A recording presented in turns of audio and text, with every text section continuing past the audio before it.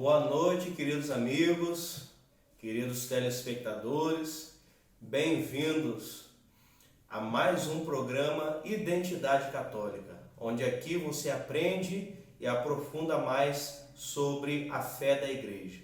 Vamos então nos aprofundar mais sobre a fé da Igreja hoje, com a graça de Deus, dando continuidade à nossa temática sobre a pessoa do Pai, o Criador de todas as coisas, o Todo-Poderoso. E se você tiver, porventura, alguma dúvida, deixe aí nos comentários aí que assim que eu tiver oportunidade, eu lerei e responderei a todas as dúvidas, ok? Então vamos lá. Em nome do Pai, e do Filho, e do Espírito Santo. Amém. Vinde, Espírito Santo, enchei os corações dos vossos fiéis, e acendei neles o fogo do vosso amor. Enviai o vosso Espírito, e tudo será criado, e renovareis a face da terra. Oremos, Deus que instruíste os corações dos vossos fiéis, com a luz do Espírito Santo, fazei que apreciemos retamente todas as coisas, segundo o mesmo Espírito, e gozemos sempre da sua consolação. Por Cristo, Senhor nosso. Amém. Inspirai, Senhor, nossas palavras e ações e ajudai-nos a realizá-las, para que em vós comece e termine tudo aquilo que fizermos. Por Cristo nosso Senhor. Amém. Nossa Senhora Aparecida, Mãe, Rainha e Padroeira do Brasil, rogai por nós. Santo Antônio e Santo Tomás de Aquino, rogai por nós. Em nome do Pai, do Filho e do Espírito Santo. Amém. Queridos, abramos o nosso Catecismo da Igreja no número 257. No número 257. Ou melhor dizendo, parágrafo 257 do Catecismo. Vejam bem, no nosso encontro anterior havíamos falado sobre Deus Pai e sobre o mistério da Santíssima Trindade. Sabemos que foi Jesus quem revelou que Deus é Trindade, que é a comunhão perfeita de três pessoas no único Deus, Pai, Filho e Espírito Santo. O Antigo Testamento não conheceu a Trindade. Foi Jesus que deu a revelar. Como também foi Jesus que nos ensinou a chamar Deus de Abá, de Paizinho, no sentido íntimo do termo. Deus é próximo de nós. Deus de fato é nosso Pai e nós somos seus filhos adotivos, porque nos tornamos seus filhos adotivos graças a Jesus Cristo que nos redimiu. Não é? Aprendemos que o mistério da Santíssima Trindade é o mistério principal da fé cristã. É o mistério do qual decorrem, do qual surgem todos os outros mistérios, todas as outras verdades da fé. Porque Deus é a coisa mais elementar na nossa vida. É Deus em si mesmo, a Santíssima Trindade. Entendemos que aprendemos bastante coisa sobre o mistério da Trindade, mas que nem tudo é possível de ser compreendido, porque Deus está acima das nossas capacidades. Deus é infinito, enquanto a nossa mente humana é pequenininha e ela é limitada. Mas o máximo que a gente puder aprender sobre quem é Deus, nós precisamos. Isso é um dever moral e um dever para nós que buscamos o nosso aperfeiçoamento na vida espiritual por um dia podermos ir para o céu. Tá certo? E hoje nós vamos continuar aqui, vamos encerrar essa parte falando das obras divinas e as missões trinitárias, e depois vamos falar do parágrafo 3, que é Deus é todo-poderoso. As obras divinas e as missões trinitárias, número 257. Começa assim: O lux beata trinitas et principalis unitas. Ó luz trindade bendita, ó primordial unidade. Um ato de louvor a Deus que é uno e trino.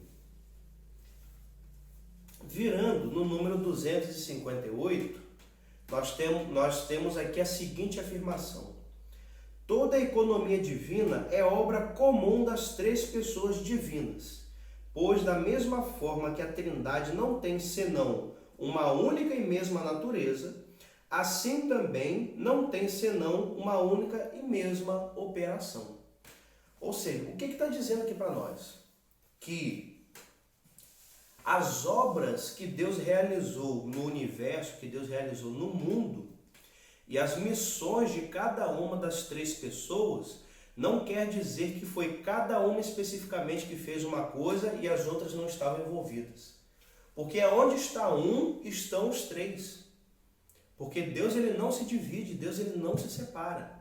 Então, por exemplo, a gente distingue as três pessoas divinas, né? A gente sabe quem é o Pai, quem é o Filho, quem é o Espírito Santo, pelos seus atributos, pelas suas obras, né? Ao Pai, a gente atribui a criação.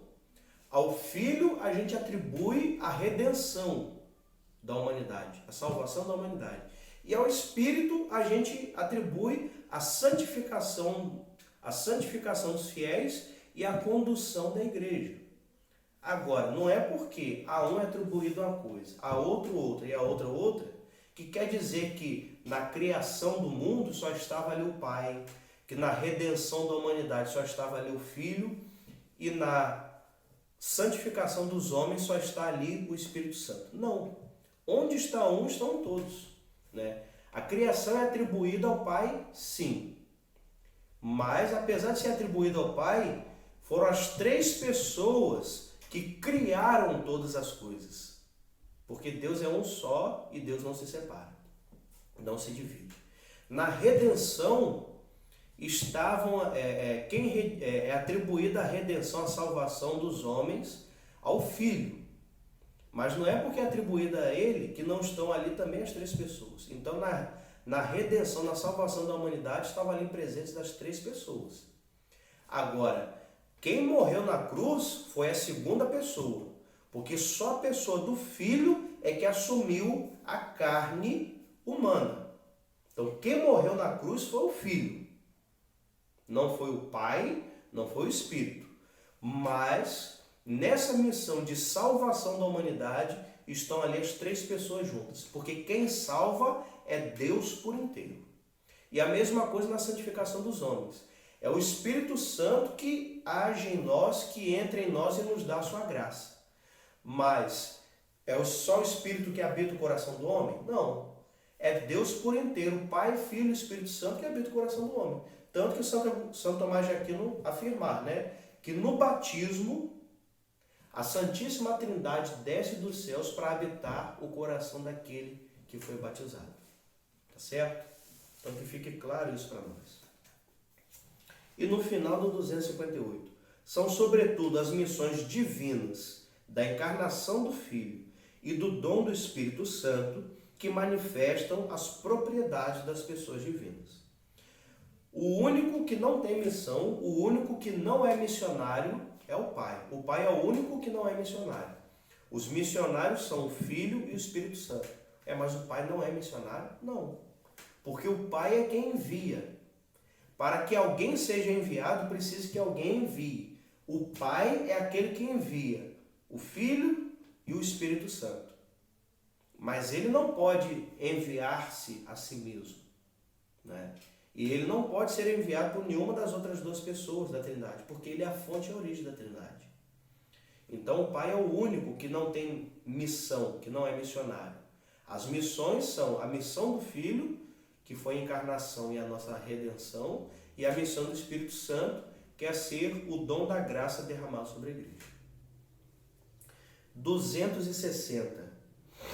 O fim último de toda a economia divina é a entrada das criaturas na unidade perfeita da Santíssima Trindade. Mas desde já somos chamados a ser habitados pela Santíssima Trindade. E aqui nós temos João 14, 23. Se alguém me ama, diz o Senhor, guardará minha palavra e meu Pai o amará, e viremos a ele, e faremos nele a nossa morada. João capítulo 14, versículo 23. Ou seja, no final de tudo,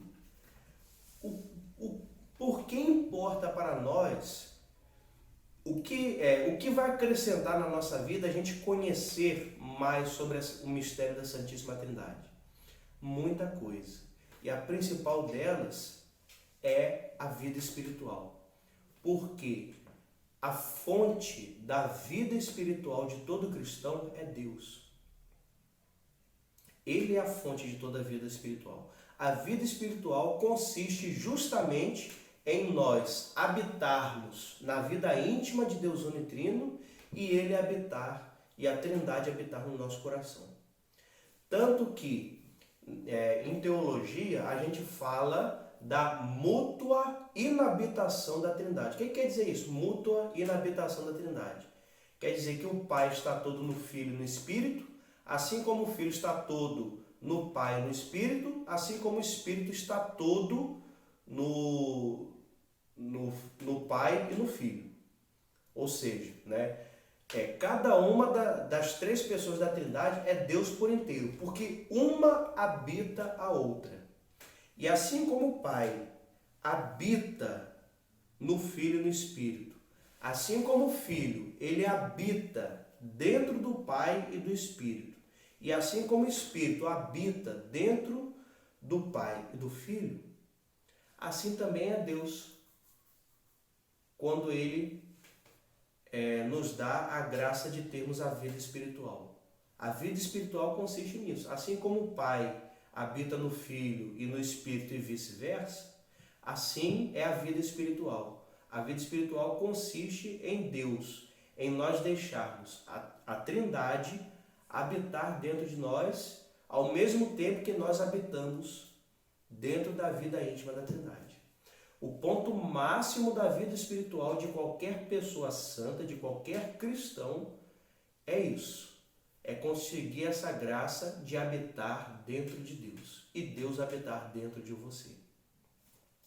Tanto que aqui a gente tem uma oração belíssima, que é de Santa Elizabeth da Trindade, a grande mística e doutora espiritual da Igreja, doutora da Igreja e doutora da vida espiritual, que tão belamente falou sobre a Santíssima Trindade como fonte da vida espiritual. Olha que oração linda.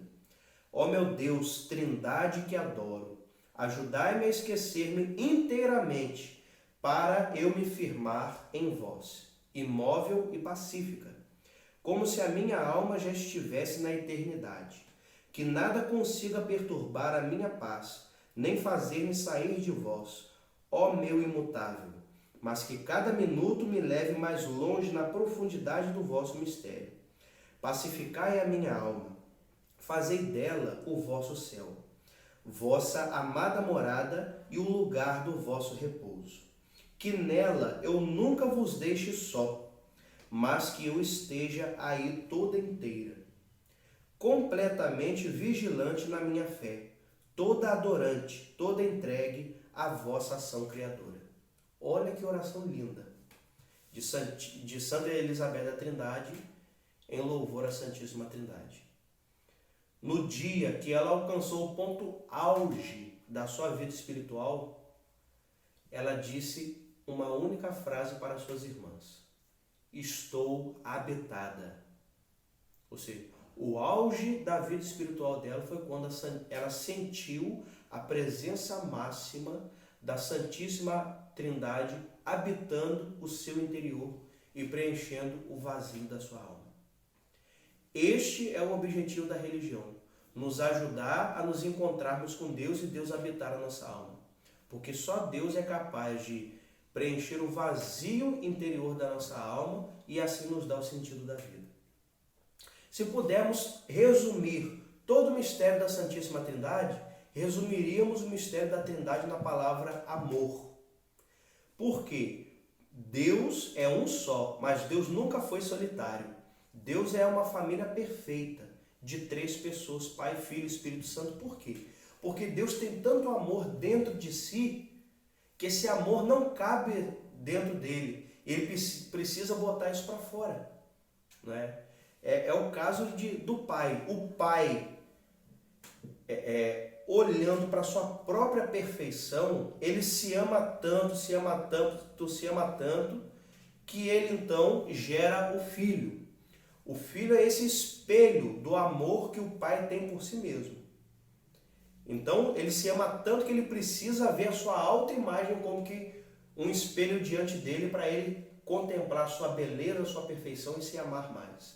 É assim que ele gera o filho, né? E o pai ama tanto o filho, mas tanto, e o filho ama tanto o pai, mas tanto, infinitamente, que o resultado desse amor e dessa união dos dois é o Espírito Santo. O Espírito Santo é o amor que o pai tem pelo filho e o filho tem pelo pai. Este amor que realiza esta união perfeita das três pessoas. Mas não fica só por aí. O amor que eles têm um para com os outros é tão grande que transborda. São Tomás de Aquino, explicando o amor de Deus, explicando a Trindade e o amor que a Trindade tem por ela mesma, São Tomás de Aquino nos diz o seguinte, que a Santíssima Trindade é como um copo. E você vai enchendo esse copo de água. O que é essa água? Essa água é o amor que a Trindade tem por ela mesma, que cada pessoa da Trindade tem por cada uma das outras pessoas. Você vai enchendo, vai enchendo, vai enchendo. Chega um ponto que você chega ao limite. Se você continuar jogando mais água, botando mais amor, o que vai acontecer? Essa água vai transbordar, não vai? E vai cair no chão. Esse transbordamento do amor que a Santíssima Trindade tem para si mesma, que cada uma das três pessoas tem para si mesma, esse transbordamento de amor é o que criou todo o universo. Ou seja, Deus, não satisfeito de viver esse amor para si mesmo, porque Deus, ele se basta a si mesmo. Ele não depende de nós para existir. Ele não depende de nós para ele ser amado e se amar. Ele se basta a si mesmo, de tão perfeito que ele é. Mas o seu amor por si mesmo transborda tanto que o transbordamento deste amor é a origem da criação, a origem do universo. Deus cria todas as coisas para partilhar com todas as suas criaturas o amor que ele tem para si mesmo e que não cabe dentro dele. Então, o que é a criação? O que é o universo? O resultado deste amor de Deus que não tem fim. Olha que coisa linda, meus irmãos. Como o nosso Deus, que é a Trindade, é este Deus maravilhoso. Continuando então, vamos agora falar do parágrafo 3. Deus é todo-poderoso. Parágrafo 269. Ele faz tudo o que quer. Salmo 115, versículo 3º. Quarta linha. Se Deus é todo-poderoso no céu e na terra, como nos ensina o Salmo 135, versículo 6, é porque Deus os fez. Ou seja, Deus ele é todo-poderoso porque foi Ele quem criou tudo. Ele é o Criador de tudo. É Ele quem criou o céu, a terra, o mundo material e o mundo espiritual. É Deus que criou todas as coisas. E ele é todo-poderoso por isso, porque Ele é o único que pode tudo. Porque Ele é o único que criou tudo, que criou todas as coisas. Por isso, nada é impossível para Deus. E Ele dispõe a vontade de sua obra.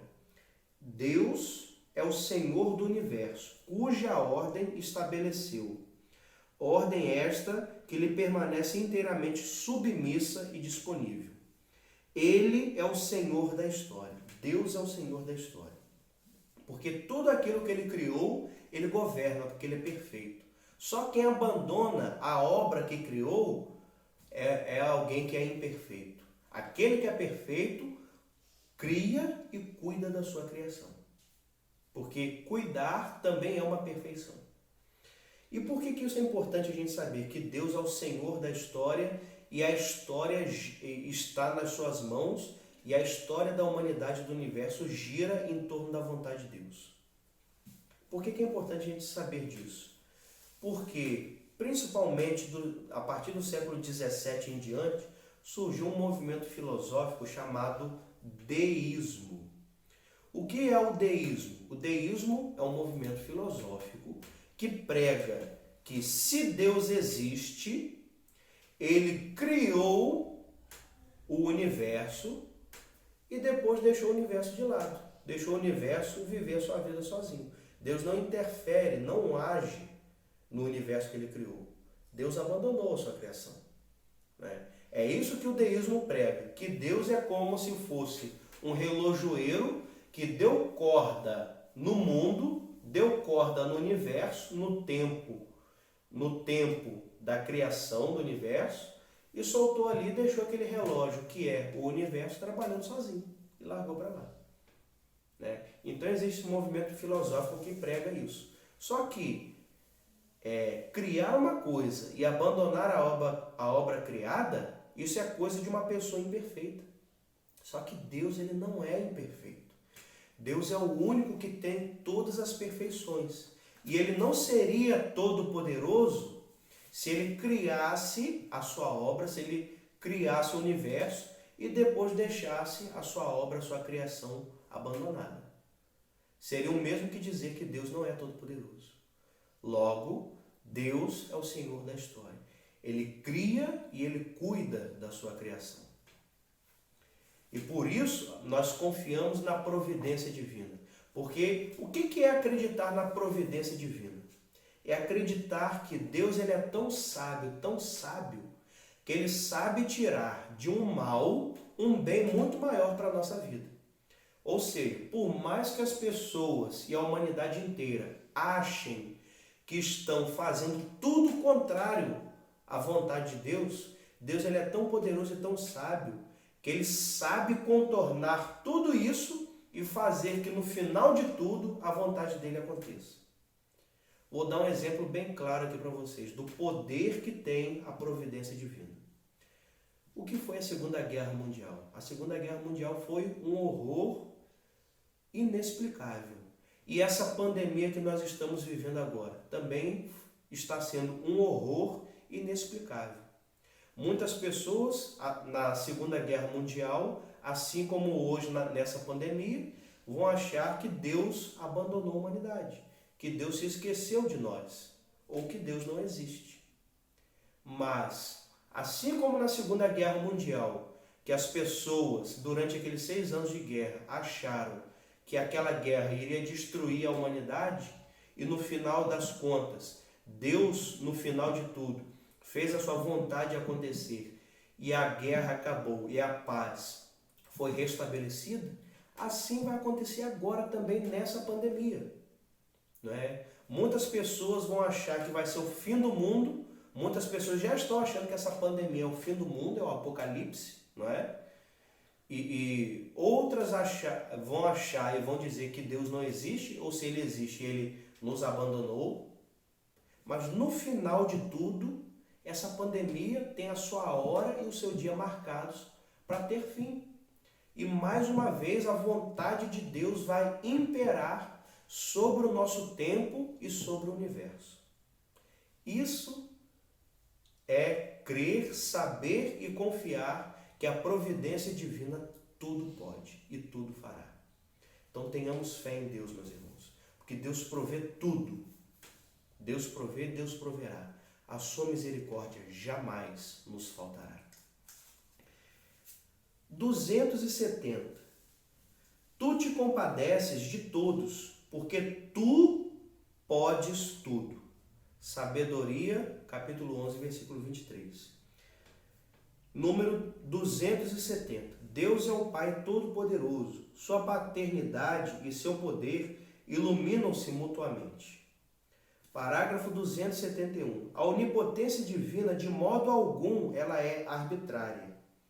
Nada pode estar no poder divino que não possa estar na vontade justa de Deus ou em sua inteligência sábia. Aí, como digo para vocês podem dizer assim, mas por que criar o universo e depois deixar o universo, a obra da criação abandonada, por que isso seria uma imperfeição? Pelo seguinte, porque a pessoa só cria algo que ela quer, que ela deseja, que ela ama. Se ela cria algo e depois ela abandona, é porque ela se arrependeu daquilo que ela criou. E se arrepender-se é uma imperfeição. E Deus, ele não erra, meus irmãos. Deus não se arrepende de nada do que ele faz, por quê? Porque ele é perfeito em tudo e ele não erra. Então dizer que Deus criou todas as coisas e depois abandonou a obra da sua criação é dizer que Deus tem uma inteligência e uma vontade defeituosas. Que Deus não soube calcular que a sua criação depois seria motivo de ele se arrepender. Como assim? Se Deus ele é perfeito em tudo, como Deus não sabe calcular?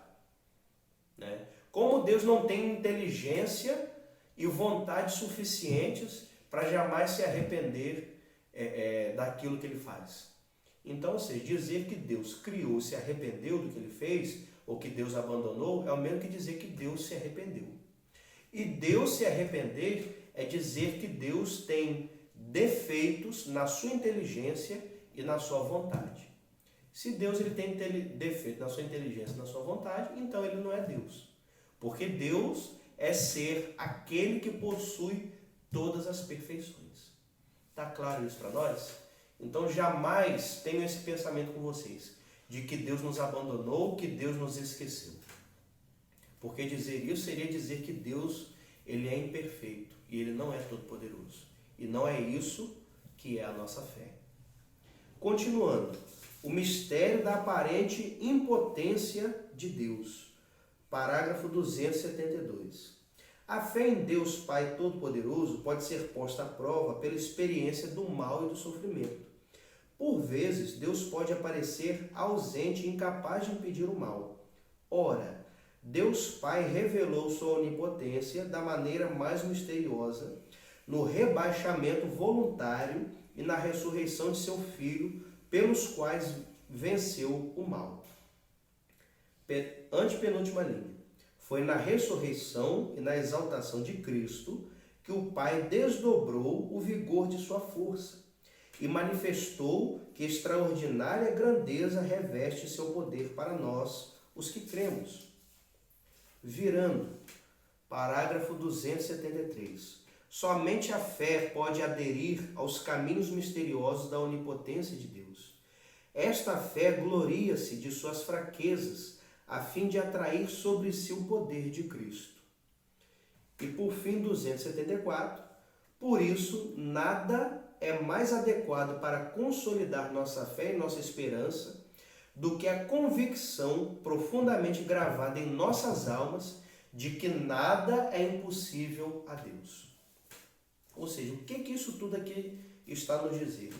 Que muitas vezes o mal e o sofrimento que existem nesse mundo nos faz duvidar de que Deus é todo-poderoso. E se ele é todo-poderoso, então ele me abandonou, ele me esqueceu.